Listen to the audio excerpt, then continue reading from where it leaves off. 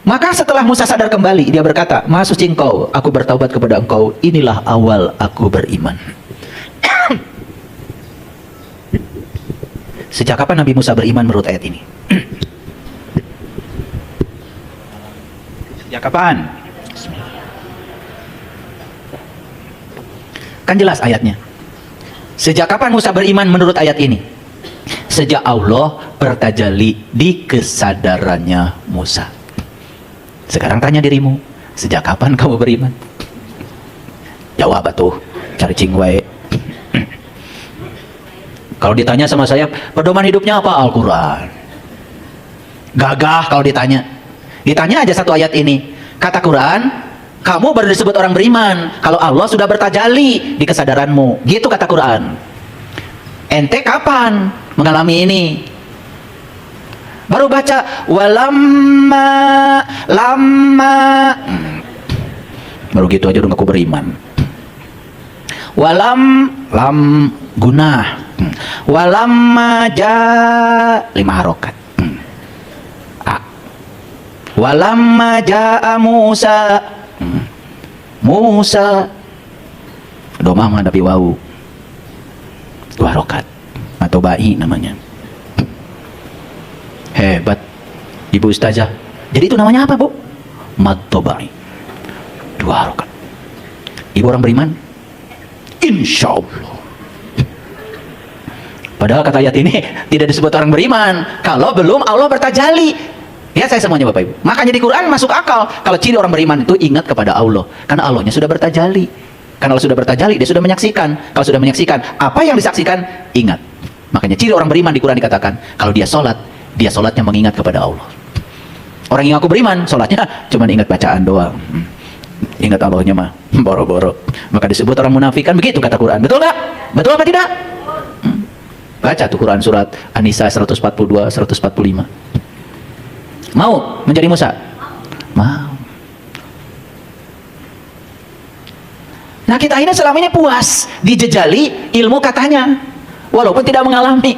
Hebatnya sudah merasa.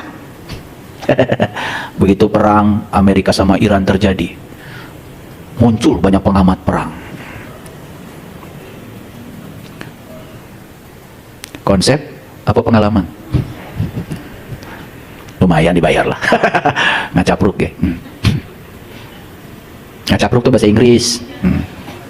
Nggak usah saya artikan dah. Begitu ada Piala Dunia sepak bola, muncul pengamat bola. Sebetulnya kalau Ronaldo sabar, digocek aja sedikit, sudah lain hasilnya. Pengamat asa bener kan? Betul apa tidak? Ngomong asa bener, ngadenge sarua marane mada kitu. Nyanya, Ronaldo teh teu sabar. Padahal lamun jadi main bola mah nyepak oge boro-boro. Sameter oge geus lesot eta sapatuna. Ini saya kasih tahu Bapak Ibu. Makanya jangan jadi pengamat. Jadi pelaku, jadi mengalami. Ya, makanya iman tuh yang pertama ada ilmu yakin. Iman karena ilmu, pengamat. Yang kedua, ainul yakin, iman karena menyaksikan, lumayan naik dari pengamat, geus ningali seetik oge. Yang ketiga, iman hakul yakin. Ya, sudah ada dasar yang membenarkan dia, tapi masih rendah itu. Karena iman yang paling tinggi, it's batul yakin. Kenapa? Iman yang paling tinggi karena dia sudah mengalami yang dia imani. Dia pelakunya sendiri. Gitu. Ada kecelakaan tadi di tol. Waduh, cek saha? Eta cek si Udin. Ilmu yakin tuh. Ainul yakin. Ya, ada kecelakaan tadi di jalan tol. Cek saha? Saya lihat di TikTok.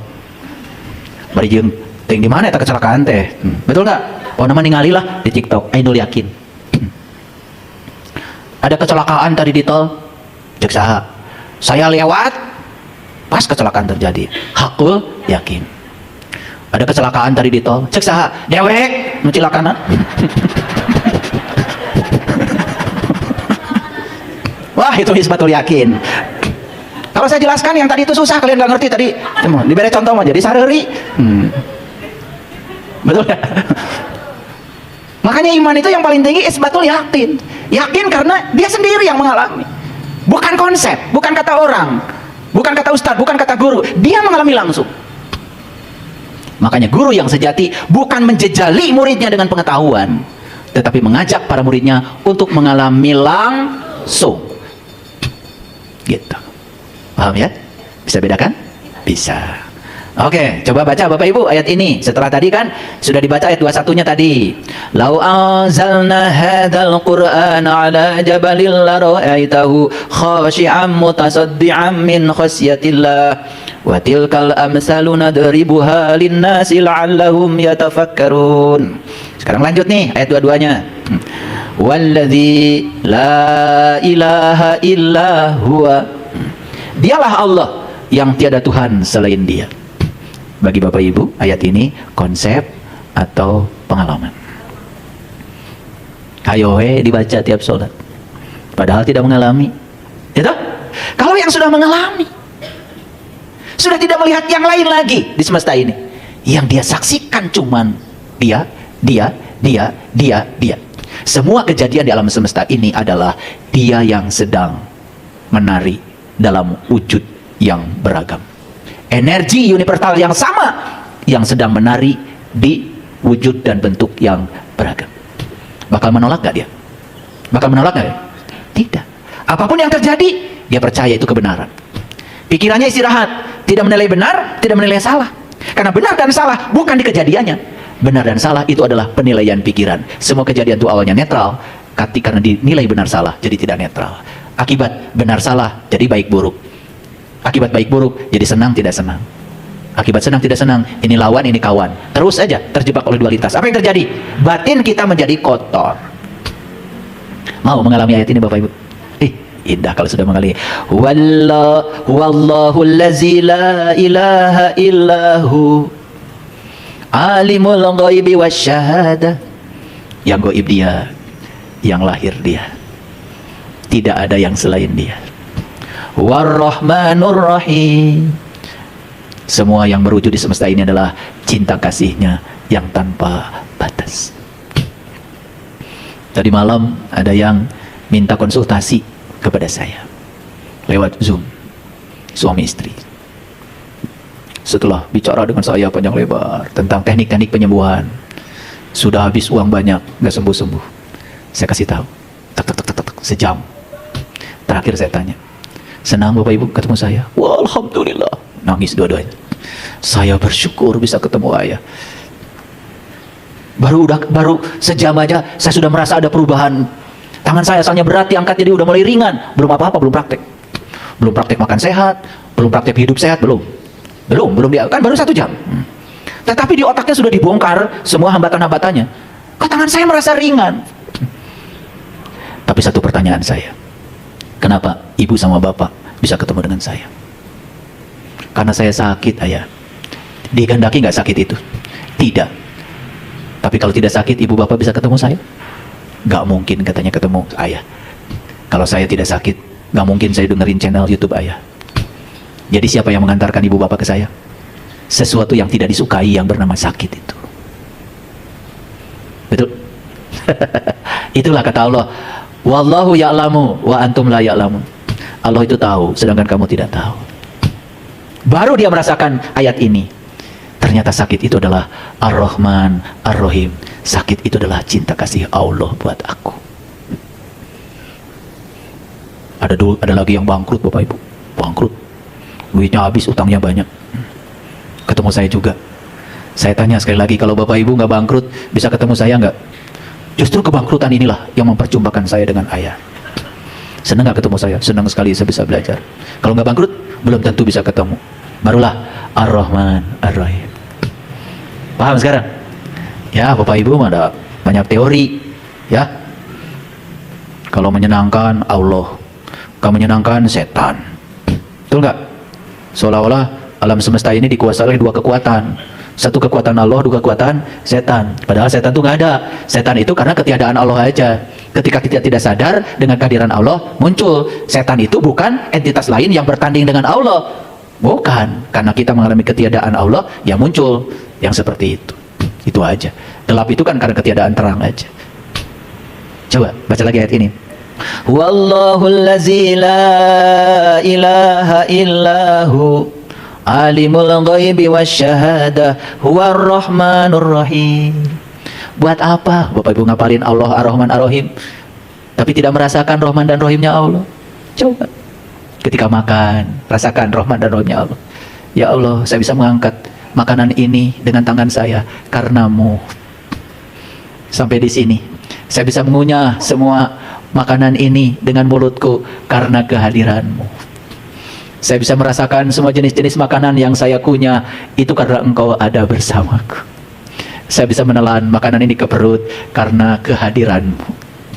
Makanan ini diproses di dalam lambung saya.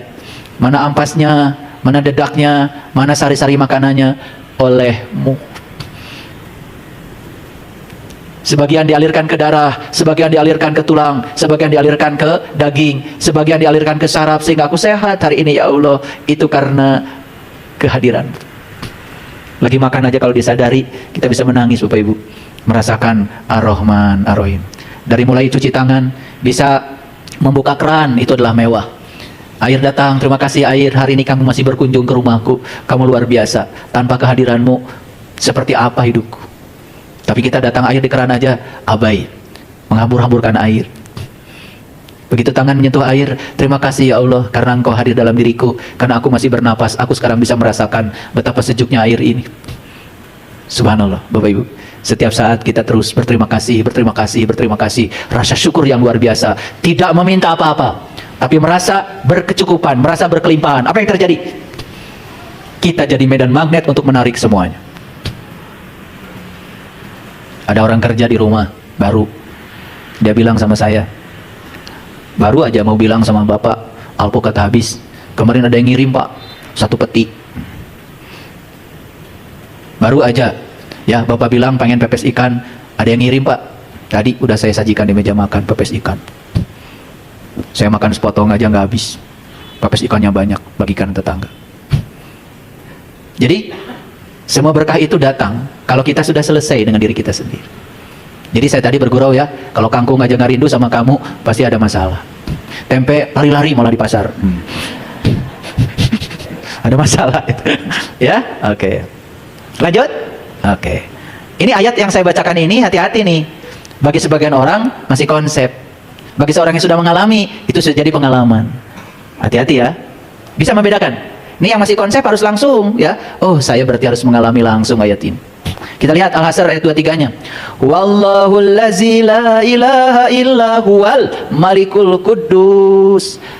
Assalam al-mu'min, al-muhaimin, al-aziz, al-jabbar, al-mutakabbir. Puas Bapak Ibu dengan nama-nama itu? Jangan puas. Semua nama-nama ini harus dialami langsung. Al-Malik, Al-Qudus, As-Salam, Al-Mu'min, Al-Muhaimin, Al-Aziz, Al-Jabbar, Al-Mutakabir. Bukan untuk dihafal. Asmaul Husna itu bukan untuk dihafal, bukan. Maka disebut Asmaul Husna. Asma itu artinya adalah zat, bukan nama. Nama itu dari bahasa lain itu. Nama itu, nam itu artinya zat. Dari bahasa Urdu itu. Bahasa Indonesianya nama, nam, sama, asma. Sebetulnya itu bukan sekedar nama. Kenapa? Tidak ada nama kalau tidak ada barang.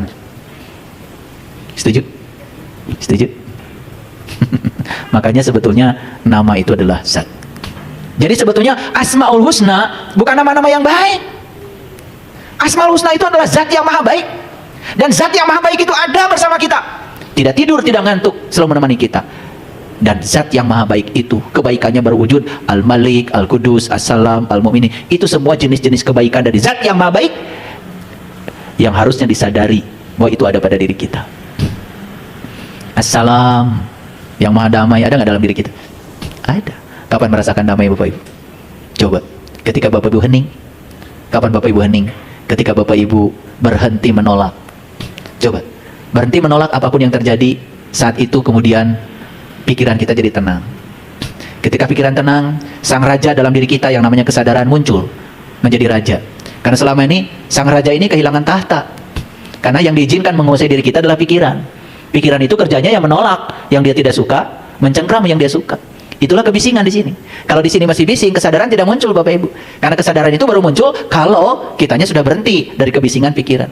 Begitu kesadaran muncul, kita menerima semua apapun yang terjadi apa adanya tanpa penolakan. Rasakan, damai nggak? Ada di sini tuh assalam. Ada. Al-Malik ada nggak di sini? Ada. Al-Malik itu raja. Siapa yang harus jadi raja dalam diri kita? Harusnya kesadaran. Selama ini yang jadi raja malah pikiran. Kesadaran diusir tuh sama pikiran. Maka raja kehilangan tahta. Akibatnya apa? Hancur lebur di sini karena Al-Maliknya nggak ada. Al-Qudus yang suci. Ada nggak Bapak Ibu yang suci di sini? Ada. Jangan nyolong. Tuh yang suci bilang. Itu bukan hakmu. Yang suci bilang. Jangan nyakitin orang lain. Yang suci bilang.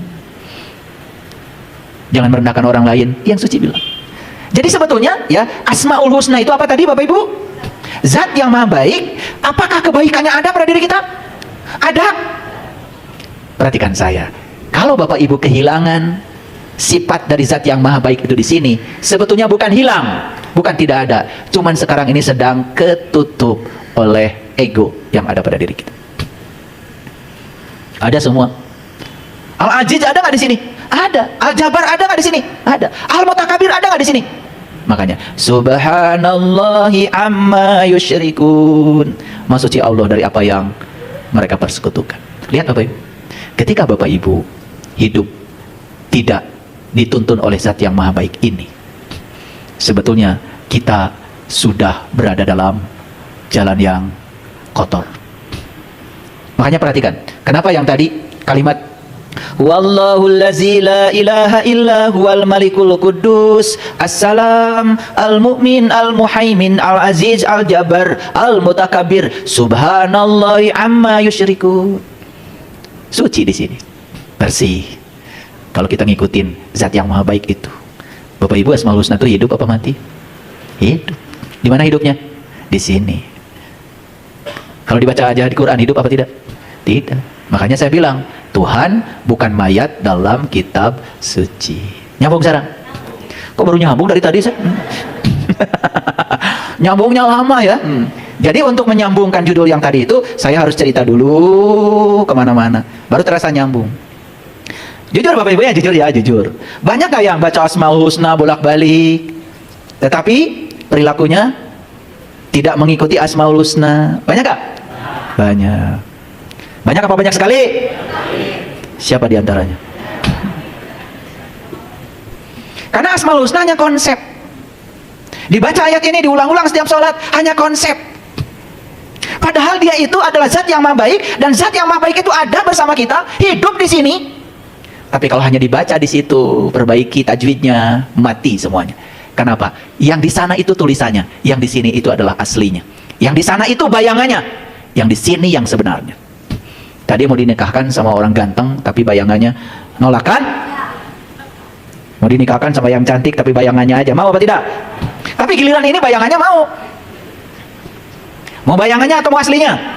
Di mana aslinya? Di sini. Ada di sini? Ada.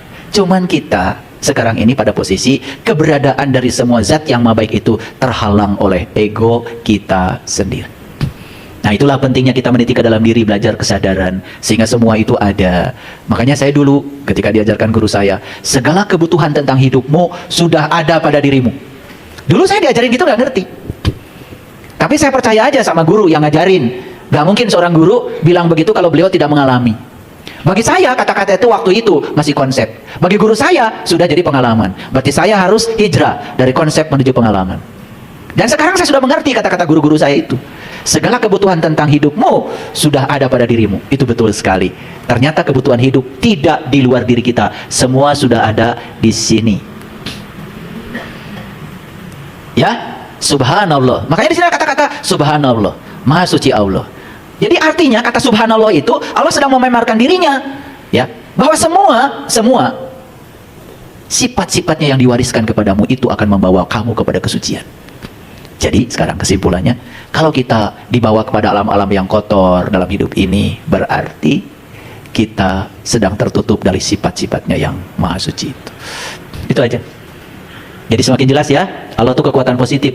Jadi kalau hidup kita banyak negatifnya, sebetulnya itu hanya alarm aja. Kita disuruh hijrah. Kerasa nih ngaji? Kerasa ya? Udah nyambung ya? Udah nyambung. Jadi kalau ayat ini dibaca berulang kali, one day one judge. Ini adalah Tuhan menjadi mayat dalam kitab suci. Padahal judulnya Tuhan bukanlah mayat dalam kitab suci. Karena dia di kitab suci mungkin mayat kalau cuma dibaca. Tetapi nyatanya ada di sini. Dia hidup bersama kita, menemani kita setiap ruang dan waktu. Keren gak Bapak Ibu? Keren ya? Sering baca ayat ini? Sering. Wallahul khaliqul bari'ul musawwir.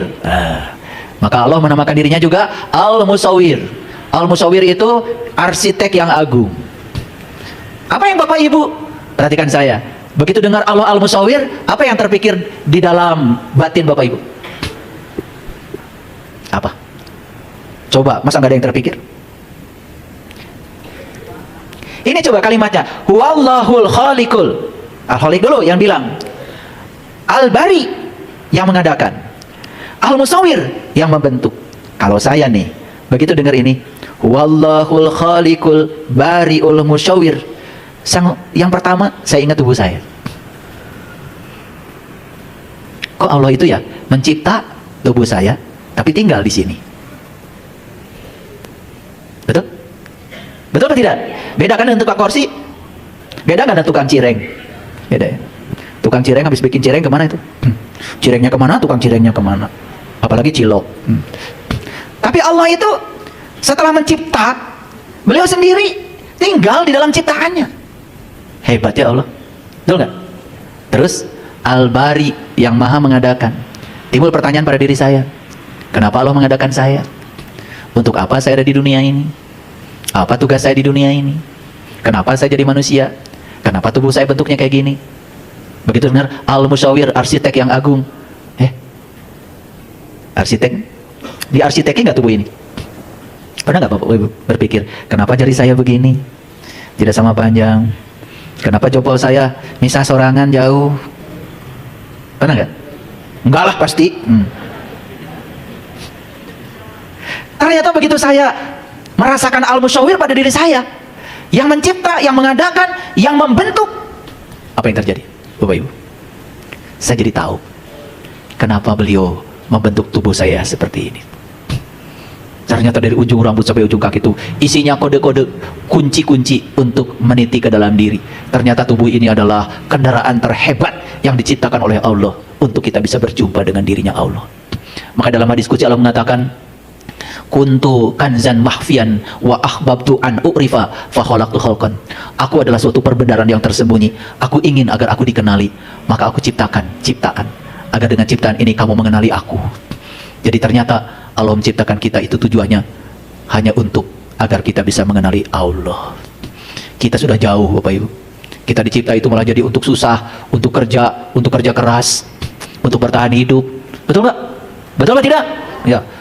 Untuk senggol-senggolan, untuk tendang-menendang, sikut-sikutan, cari jabatan, ngumpulin harta sebanyak-banyaknya. Lupa tujuan awalnya. Kita dicipta untuk mengenal. Itu dalam hadis qudsi. Lalu cara Allah mewujudkan visi dan misinya, Allah ciptakan tubuh kita ini dengan bentuk yang sesempurna mungkin. Lihat saya semuanya. Laqad khalaqnal insan fi ahsani taqwim. Itu dikatakan di situ insan. Insan itu manusia. Sungguh aku telah menciptakan manusia itu dalam bentuk yang sempurna. Kenapa? Kesempatan untuk bisa menemui Tuhan hanya ketika ruhku sedang berada di tubuh manusia ini. Jadi kesempatannya Bapak Ibu sekarang, belum tentu Bapak Ibu nanti lahir lagi ke alam dunia punya tubuh sebagai tubuh manusia. Maka banyak manusia yang lahir ke dunia ini nanti tidak punya tubuh manusia lagi, tergantung karma yang harus dia tanggung.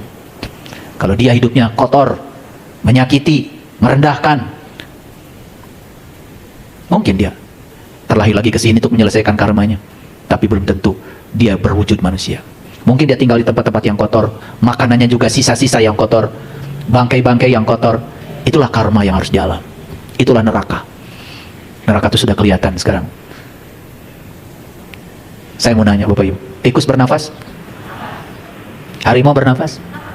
Monyet bernafas? Kan neraka itu tempat di mana masih bernafas. Jadi wujud-wujud itu bisa jadi itu ruh-ruh yang sedang mempertanggungjawabkan perilakunya di masa lalu. Itu sudah akhiratnya bagi dia.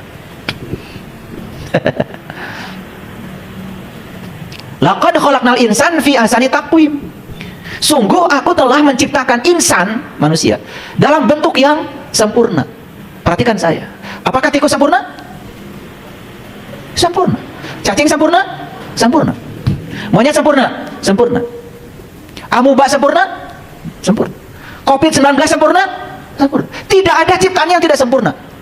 Tetapi pesan apa dari Quran surat At-Tin tadi? Kenapa Allah mengatakan, sungguh aku telah menciptakan manusia dalam bentuk yang sempurna? Bukan berarti yang lain tidak sempurna. Kesempurnaannya manusia terletak pada kemampuannya untuk bisa menggunakan tubuhnya sebagai kendaraan untuk menemui Tuhan. Clear? Clear sekarang? Selama ini memahami hadis itu, memahami Quran surat At-Tin itu apa? Oh, kita paling sempurna, yang lain tidak sempurna. Memang ada ciptaan Allah yang belum selesai? Semua sudah sempurna. Kangkung sempurna, toge sempurna. Apa yang tidak sempurna? Oke, tapi ayat selanjutnya, summa rodadnahu asfala sabilin. Ini insan yang sempurna ini akan aku kembalikan ke tempat yang hina, sehina-hinanya, namanya aspal. Aspal itu dari bahasa Arab, bagian yang paling rendah dari bahan bakar. Sudah diambil pertamaxnya, diambil turbonya, sudah diambil sari-sarinya, sisanya aspal. Di mana aspal? Di jalan. Warnanya apa? Hitam. Diapain aspal? Digiles terus. Makanya ada orang yang hidupnya tertindas saja terus. Aspal. Karena dia tidak pernah menyadari insan yang takwim ini.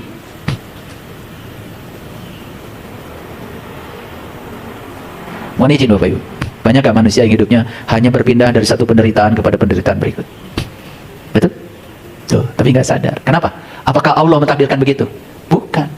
Zat yang maha baik dalam dirinya sendiri, dia tidak hargai. Bahkan dia tidak percaya pada dirinya sendiri. Bahkan kalau ngomong selalu melemahkan. Gak mungkin saya bisa kaya. Tuh, aspal. Gak mungkin saya bisa sehat. Kata dokter juga, mau cager penyakit kieu mah. Aspal. Banyak kayak gitu. Jadi aspal itu wujud nyatanya adalah segala keterbatasan hidup yang membuat kita lemah. Coba kata-kata Bapak Ibu. Diajak piknik sama tetangga, aduh artos di mana abdi mah. Boro-boro kamu piknik, kamu tuang tuh ditambah deui. Geus artos di mana teh make boro-boro. Betul nggak? Terus ditambah deui. Pun anak oge can mayar SPP tuh tambah deui. Padahal batur tetenya awalna ge. Betul nggak? Mani seneng merangkai kata-kata itu yang melemahkan. Betul nggak? Kenapa sih tidak dipilih kata-kata yes? Doakan saya Bu ya, nanti saya ikut. Pikirkan, rasakan seolah-olah sudah di Bali. Bisa tak ke Bali? Aya duitna. Datang uangnya karena tidak dihambat. Kan kita ini Al-Malik, kita ini Al-Ghani, katanya kaya. Kumaha ya teh? Ya Allah, ya Rahman, ya Rahim, ya Malik, ya Kudus, ya Salam, ya Mu'min, ya Muhai. Naon bu artosna? Pokoknya mengke ya herat. Ya Aziz, ya Jabbar, ya Mutakabir, ya Khaliq. Naon artosnya bu? Teuing lah pokona mah. Cenah mun masa Asmaul Husna teh urang teh bakal masuk surga. Cek saha ibu? Saur eta tatang abdi. Tas loba surga tatangina. Teuing cenah.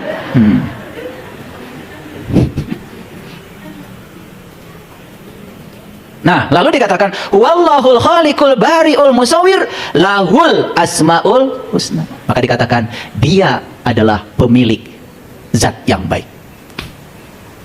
Jadi semua yang disebut-sebut di Asmaul Husna ini adalah sebetulnya adalah kenyataan energi yang hidup pada diri setiap manusia. Jadi Asmaul Husna itu bukan untuk dibaca, untuk dibangkitkan sebagai suatu sifat yang melekat pada ruhku yang Allah tiupkan ke dalam diri kita. Jadi Bapak Ibu, sebetulnya manusia itu terbatas atau tak terbatas? Sudah dengerin kajian saya, manusia itu makhluk yang bersayap? Sudah. Jadi ternyata manusia ini bersayap Bapak Ibu. Luar biasa ya. Tapi hidup kita bersayap atau merangkak? Ya, merangkak. Ada resep eta kokotoran teh. Jika hileun. merangkak itu sudah kena macet, betul nggak? Kotor, lambat. Itu karena apa? Ingat ya, potensi otak yang luar biasa ini, pertama kita lahir ke alam dunia, dicekoki oleh berbagai macam program yang membatasi. Betul nggak? Ujang nyai, tong mikiran sekolah. Nggak sesuai lah. Bantuan tuh bapak, macul. Padahal orang tua yang nyangkul itu, ya untuk hidup juga susah. Tapi anak pun dibuat supaya sama susahnya dengan bapak anak. Betul nggak? Masuk ke itu program? Masuk. Asa bener apa? Makanya tempat yang paling berbahaya bagi manusia adalah tempat di mana dia dilahirkan. Kalau ibu bapak yang pertama kali melahirkan tidak punya kesadaran, malah justru membungkam anak yang dilahirkan ini. Akibatnya apa? Anak-anak ini ngikutin pola pikir dan pola hidup seperti mereka. Akibatnya apa? Aneh kan? Dari kecil diajarkan, Pak, Bu, minta jajan. Jajan aja. Nyari duitnya susah. Besok lagi, Pak, Bu, jajan. Jajan aja. Pak, besoknya udah mulai tuh. Tangan main, sapu main. Menimbulkan program di alam bawah sadar yang keliru. Setelah itu kemudian dia mendapatkan luka. Luka dari pukulan, luka dari itu. Tapi dia setelah besar disuruh mencari uang. Orang tua macam apa kayak gini? Dari kecil diprogram otaknya uang itu susah. Tapi setelah besar anak ini disuruh mencari uang. Orang tua macam apa seperti itu? Bapak Ibu, hati-hati kalau bicara sama anak-anak. Cari pilihan kata yang menguatkan. Pak, Bu, bagus tuh mobil listrik keluaran terbaru. Pasti kau bisa beli, nah? Pasti ada rezekinya. Apa yang kita kata orang tua? Kita ini PNS, gajinya kecil. Jangan mimpi ya, jangan mimpi. Langsung, set. Langsung mati tuh. Algoninya langsung mati tuh. Ya. Ada yang ngajarin katanya kalau pengen banyak rezeki baca aja ya rojak. Ya rojak, ya rojak, ya rojak, ya rojak. Saking gancang jadi rojak. Itulah orang sok tahu. Sok tahu. Udah gitu ngajar lagi. Di TV lagi. Berbahaya itu. Nanti diturut sama kalian. Betul nggak? Ada nggak yang pernah ngamalkan ya rojak? Rujak aja nggak dapat. Boro-boro mobil, boro-boro harta. Betul nggak? Ya, seorang sudah berbicara hukum tarik menarik, energi, frekuensi, vibrasi. Kita adalah magnet yang bisa menarik semua berkah. Udah sampai di situ masih ya rujak. Ini karena kita tidak sadar apa yang dilakukan orang dituruti aja. Makanya tadi kan, tidakkah kamu berpikir? Lanjut Bapak Ibu sedikit lagi ya. Ya, yusabbihu lahu. Tuh. Ingat ya, yang tadi tuh. Yang tadi nih, setelah Allah mengatakan wallahu alladzi la ilaha illa huwal malikul quddus assalam al mu'min al muhaimin al aziz al jabbar al mutakabbir subhanallah. Tuh. Dipungkas dengan maha suci Allah. Jadi artinya ini semua itu membawa kita kepada kesucian. Lanjut nih ayat yang selanjutnya ya. Di ayat yang ke 24, wallahul khaliqul bari'ul musyawwir lahul asmaul husna yusabbihu. Tuh, muncul lagi. Betul enggak? Ya. Muncul lagi. Ya, kata suci itu muncul lagi. Yusabbihu lahu ma fis samawati wal ard. Ya, bertasbihlah kepadanya apa yang di langit dan di bumi.